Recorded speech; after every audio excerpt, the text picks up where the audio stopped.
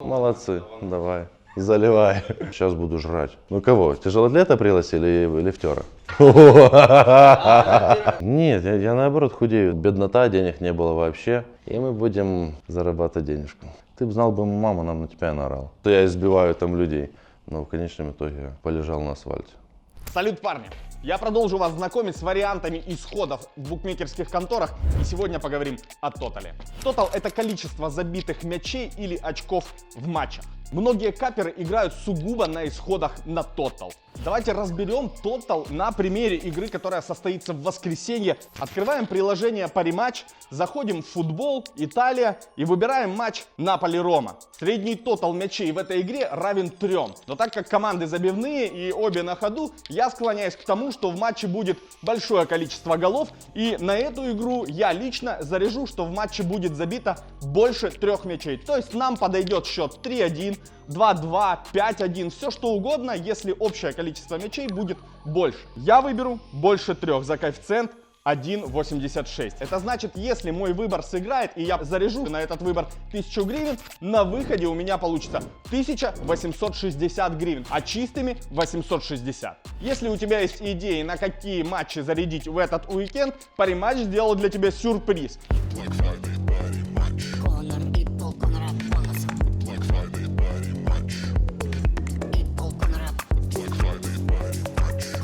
Parimatch. Плюс 50% каждому депозиту. Получить ты их сможешь, зарегистрировавшись по ссылке в закрепленном комментарии под этим видео. Заряжай, выигрывай, но с умом. Удачи! От души в душу. У нас такие довольные лица. Чего, настроение нормальное, утро. Не, вы просто посмотрели в камеру и смотрите, что улыбаетесь. А мы тут маски тебе уже накинули. Я понял. Как в Инстаграме. Ты сейчас с Мишкой. Я понял. Все. Собрались. Так у вас такой тандем, вы садитесь и гоните просто. Еще ни слова. Не, ну окей, тогда. Да. По 10-бально, я думаю, где-то на 6. Я слышал помощнее, гораздо мощнее. От женщин? Нет, женщин не слышал. А что ты спал с мужчиной? Ну, потому что так доводилось. Ну, все спортсмены знают, как спать на соревнованиях с мужчиной, потому что, ну, так приходится иногда. Я все понял. Я все понял. Что ты понял, объясни. Ну, вот формат, уже я понимаю. Блин, плохо, что не посмотрел, так бы не было к чему-то готов. Приехали на Арнольд Классик, и второй уже мой Арнольд, который я выиграл аматорский. Беднота, денег не было вообще, и мы спали хрен знает где, далеко от самого соревнования. И притом еще мы спали в одной комнате, 4 мужика, которые приехали на соревнования, все храпят мощно. И мы спали на полуторных кроватях по 2 человека. Это был жесть. У меня попался спортсмен, который вот, храпит, он за здоровьем, наверное, не сильно следил и храпел как паровоз. И он храпел, вроде вот сейчас умрет, задыхаясь. Я действительно переживал, чтобы сейчас не задохнулся, там язык туда не запал, и все, человек не умер. Я просыпался, там, не знаю, ну раз, наверное, по 7-8 за ночь. Еще вставать и соревноваться целый день. Нет, я наоборот худею, я там страшно худею. Еда американская, это жесть, это просто какие-то резиновые яйца, вареные обычные. Я скинул 12 килограмм за поездку. Сейчас я скинул 6 килограмм. То есть каждый раз, когда я еду, в день соревнований я не могу кушать нормально. То есть я утром там пару зернышек скушал, в обед там что-то перекусил. Всех всегда шокирует, я утром кушаю там 14-15 яиц. Утром это яйца, кашка какая-то, салатик может быть и чаек. Тебя не воротит от них? Под конец, если оно пожарено, не прикольно, да, вот мне под конец уже не нравится. Но все равно залетает нормально. Чувак, это 14-15. Знаешь, я 4 яйца делаю такое, а тут 14-15. Это, если сковородка такая получается, то это, ну... Это толстенький пирог получается, да. Желток ты выковыриваешь? Выковыриваю. Нет, ну примерно там 7 желтков и всего 15 белков. Ну, до 6 где-то так. То есть сейчас было такое, что было до 12, когда я там старался сильно набирать и ел что угодно, как можно больше. Сейчас у меня получается примерно 6, 5-6. но таких поболее. Я думаю, где-то до 3 килограмм в день. Я могу быть голодным, но чтобы начать кушать, я 5 минут точно повтыкаю, потому что это нужно настроиться. Сейчас буду жрать. Это, ну, смешно, но это тяжело. Наверное, одно из самых тяжелых процессов в моем спорте – это кушать много. Я бы кушал в 2-3 раза меньше, но не хочется кушать так много. Но нужно, я просто запихаю в себя. И бывает такое, что ты голодный, но кушать не хочешь. То есть ты не хочешь это все делать. Хотелось бы открыть живот, туда закинуть все. Окей, готово. Но нету такого пока. А что с желудком? Все отлично, анализы все шикарные, УЗИ все проверены, все замечательно. Самый здоровый человек на планете. Честно, так тяжело посчитать. Захожу в магазин, это 1500-2000 гривен, вот просто там на пару дней скупиться. И это, блин, самое печальное. Это касса. Чем бы ты занимался, если бы не тяжелая атлетика? Слава богу, что я не занимаюсь тяжелой атлетикой. А как? Охеренно подготовились чуваки. Пауэрлифтинг? Да. Ну кого? Тяжелоатлета пригласили или лифтера? Лифтер это тот, который чинит лифт. Ну, может быть. Ну, какой, я не знаю. Ну, вы же готовились, вы приглашали, вы знали. Не, мы не готовы. Ну, это мой спорт называется стронгмен. А это наша передача. Называется «От души в душу». Как и хотим, такие вопросы задать. Молодцы. Успехов, пацаны. Чем бы ты занимался, если бы не тяжелая атлетика? Да, стронгменом, как и сейчас, наверное, занимался. Я бы занимался бизнесом, потому что это реально прикольная, интересная штука. Это как соревнование, только оно всегда идет. Это прикольно, когда ты придумаешь, вот это все выдумываешь, как, что, как, к чему и лучше. Ты был бы хорошим бизнесменом, особенно в 90-е. Ну, у меня на самом деле принцип лучше честно, чем нечестно. Потому что я сейчас на самом деле горжусь тем, что я зарабатываю нормально. Не скажу, что много, там, адекватно на свой возраст для человека, украинца, который просто вот буквально недавно еще там работал грузчиком. И я это делаю честно. Для меня это повод гордости. Не ворую, не придумываю какие-то там левые махинации. У меня все налоги заплачены, этим я горжусь. 12 на 11. 12 на 11, ого. 132. 17 на 12. Хорошо. Давайте дальше вопросы по существу. Ты же математики нормально же? Ну, нормально. 117 на 112. Молодцы. На соревнованиях нет. На тренировках, да, там присы кто-то делает, там поясок чуть больше нажал, бам, сорвало. А ну, есть там аплодисменты ему сразу? Не, никто ничего не видел, все на морозе. Вот это нормальная процедура. Я бы аплодисменты ввел. Ну, заходи в зал, жди момента. Украина или мира? О, я не знаю, много. Украина, наверное, где-то до 20, а может больше. А мира 4 точно. Вы подали заявку на ЕИМ. Не я подал, а организаторы соревнований, да. Это был рекорд становая тяга, точка отрыва штанги 18 дюймов. И это был 537 килограмм. Работа, идет!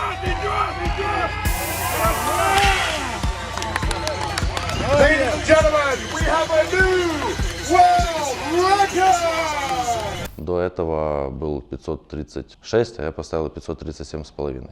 То есть на 1,5 килограмма больше. Да, я думаю, что можно было и больше ставить, гораздо больше. Но мы оставим интригу на следующее соревнование. И мы будем договариваться с организаторами, чтобы ставили именно это, как инфоповод замечательный. И мы будем зарабатывать денежку. Не знаю, наверное, мама, я не помню. Да, слушай, ты бы знал бы маму, она на тебя и наорала. Не наказывает, просто она, когда хочет чего-то от меня добиться, она, как и все, наверное, женщины, подсаживают на вину, орет, а потом ты должен уже что-то делать. А бьет тебя полотенце? Не, смысл. Не, ну тебе не больно, а ей приятно. Ну, я говорю, когда она там что-то типа пытается уже сделать, ударить, я говорю, мамуль, ты главное не ударься. И все, ну и заканчивается это все смехом. Подарки! Ребят, 1 декабря мы выберем 4 победителя, которым вышлем на счет телефона по 250 гривен. Чтобы стать участником розыгрыша, вы должны записать любой понравившийся момент этой программы и разместить у себя в сторис в Инстаграм, отметить страницу «От души в душу», а в комментарии к этому видео кинуть свой ник Инстаграм аккаунта. И не забудьте поставить лайк этому видео. Леха этого заслуживает. На самом деле, у меня дедушка умер, как я вылетал на соревнования, он в этот момент где-то примерно и умер. Я прилетел, поселился, мне позвонили, сказали, что вот так вот такая ситуация. Дед очень сильно в целом мне помогал в этом спорте, он меня привел сюда, в этот спорт. Он единственный, кто поддерживал, когда все там ха-ха-ха, какой у тебя богатырь на то время было, 70 килограмм у меня было. На тот момент я понимал, что я хорошо иду. Я каждое упражнение просил просто помощи у него и в целом общался с ним. И каждый раз у меня в голове что-то менялось, я там рубил все и всех, как только мог. Это тот человек, который делал все оборудование для богатырей, для богатырских игр там, в 2000-х годах. К нам приезжали все спортсмены-богатыри, Веростюк, вся команда приезжала, они пробовали, тренировались, испытывали, подходит, не подходит, что убрать, что улучшить и так далее. Я первый раз на соревнования приехал в 6 лет, просто посмотреть. Оно прикольно, забавно, там какая-то детская мечта появилась в голове, да, и где-то в 14 я уже понимал, что это было бы здорово, это возможно. А когда это уже действительно объективно реально стало, это где-то в лет 19 я понимал, что я могу выиграть всех, и это не помеха. В тот день, да. И после победы. На видео, может быть, видно на награждении, как только сказали, что я там World Strongest Man 2020, я всплакнул немножко. Молодец, Леша! Молодец! Thank you. Very shortly. Пришел в номер, и я осознал еще раз, и уже рыдал хорошо так, взахлеб. Набрал родителей, семью, с ними по взгляду просто поплакали, порадовались. Успокоили друг друга. На похоронах меня не было, 9 дней я не успевал еще, то есть я приехал в Киев, и мы поехали к дедушке. Да, в 16 лет в последний раз, вот так сложилось. Не знаю, не хотят, наверное. Есть разумные люди все-таки. Ко мне, по сути, никто и не лез сильно, чтобы ставить кого-то на место. Но были конфликтные ситуации, приходилось там что-то делать. Было в 15 лет, мы ездили как-то гулять, и был какой-то армейский капитан. С ним случился конфликт, и вышло так, что он ни разу не ударил меня. Не достал, не допрыгнул, не успел, и не смог этого сделать, и не понял, что происходит. Но в конечном итоге полежал на асфальте. Скорую вызывали? Мы нет. Их уже тогда не было. Примерно раза 2, наверное, так, 3 в день. Плотно. Адекватных, скажем так. Не маленьких, не плотных, но нормальных таких. Людских. Есть вероятность, чуть-чуть обосраться перед тем, как снаряд поднимать? Так нет, это у девушек есть такое, потому что, отличие мужчин и женщин при большом напряжении, у них расслабляется, у нас наоборот сжимается. И невозможно у нас обосраться. Да, если ты там йогурта американского съел и там что-то не зашло, то может что-то просочиться. Но у меня такого, слава богу, не было пока. Вот это мы, блядь, сразу тему завели. Нормальная программа. Отстреляемся. Нормальная программа. Поговорим, сколько кто всрет, кто что как. Классика. Конечно, никто не спрашивал. А вам интересно. И вы не стесняетесь. У качков не знаю. Я, слава богу, не качок, и это меня не касается. У меня нормально все. У меня есть иначе мнение. Я знаю, что чем больше объем крови в организме, а у качков он большой, и я просто представляю это количество крови, которое поступает в член, когда он становится большим. Это несоизмеримо с обычным человеком. И это, наверное, придумано теми, кто не качается, не занимается ничем. Как-то обосрать человека, опустить его, чтобы на уровне уже опущенного человека казаться, что я молодец, я типа адекватный, а у него член не стоит, все нормально, типа. Окей. Я не видел член качков, но я уверен, что у сильных людей все нормально. Я еще не подсчитал. Там 40 минус 30%, потом еще раз минус 30%. Там получается около 20 тысяч. 21 вроде, что-то такое. Ну, еще не получилось, сейчас должны прийти, там, не знаю, в течение двух недель. Всего лишь. Но расчет на то, что это титульное соревнование, которое дает потом кучу спонсоров. Уже предложения какие-то есть? Да, сейчас идет работа, выбираем лучше для себя, пока идет все в переговорах. Букмекерских контор нету, бренды одежды, спортивные магазины, бренды спортивного питания.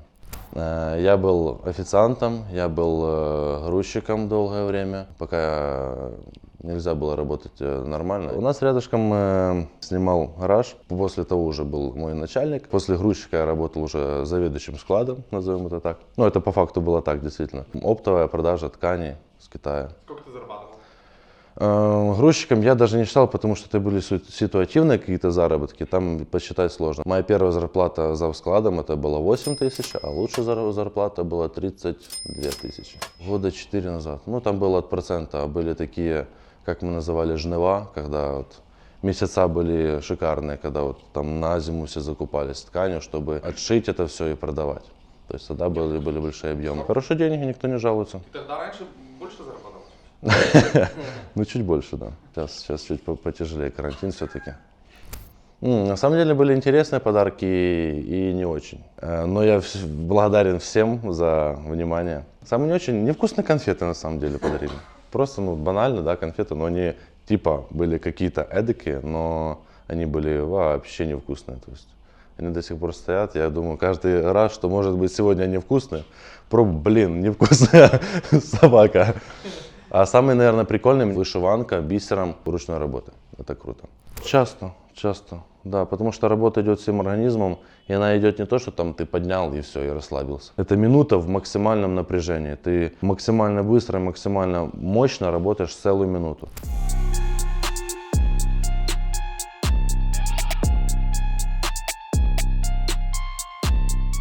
Идет шок, минут, наверное, 20, ты только перевести дыхание, чтобы нормализировать ее хоть как-то. То есть не то, что ты там уже все на расслабоне будешь сидеть. Чтобы полностью себя привести в порядок, это, ну, наверное, час. Во-первых, ну, наверное, 10 минут ты дышать нормально не можешь вообще. И все болит, все опухает, там забиваются ноги страшно и часто блюют. Сколько максимум ты тянул? Тонн 30, наверное. 100 тонн мы тянули в 9 человек. Большую часть работы сделал я, потому что у меня все тянули руками, я забрасывал веревку на спину. Мы знаем, что руки гораздо слабее, чем спина. У меня были такие кровопотеки по спине просто. И мы тянули 10 автобусов больших. И они были длиннющие, такая 100 с чем-то метров вдаль. И было очень сложно, действительно. Не, ну на самом деле молодцы, вы, интересно было, весело все было. Потому что каждое интервью мое сейчас это 2-3 интервью в день. И оно происходит там, полчаса вот, обычных стандартных вопросов, на которые мне уже надоело отвечать. И вам благодарю. Так кто кому кэша должен подкинуть тогда? Ну, я вам дал продукт, вы отсняли, вы получите бабки. Вы можете поделиться. С вашей фирменной фразы. Какая фраза? Спасибо, мои господа. Алексей Новиков от души в душу. От души в душу.